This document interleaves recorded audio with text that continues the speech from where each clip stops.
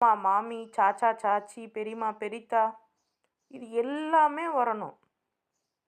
நீங்க, உங்க ஹஸ்பண்ட், உங்க குழந்தைங்க இப்படி மட்டும் பார்த்தீங்கன்னா, உங்க ஃபேமிலியில 5 பேர் தான் மேக்ஸிமம். இப்போ உள்ளதெல்லாம் 3 தான். இன்னும் இப்போல்லாம் 2 தான். குழந்தைங்களுக்கே அவ்வளோ போராட வேண்டியதா இருக்கு.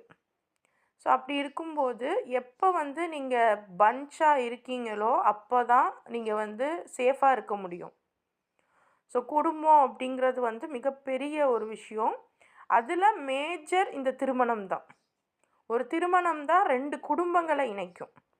ஸோ அந்த திருமணம் பற்றி இன்னும் அந்த திருமணம் அப்படி சேர்ந்துட்டாலும் கூட ரொம்ப டாக்ஸிக்காக இருந்தால் என்ன பண்ணுறது? ஸோ அவ்வளோ டாக்ஸிக்னா நீ கஷ்டப்பட வேணாமான்னு அல்லாஹ் விவாகரத்தையும் சொல்கிறான்.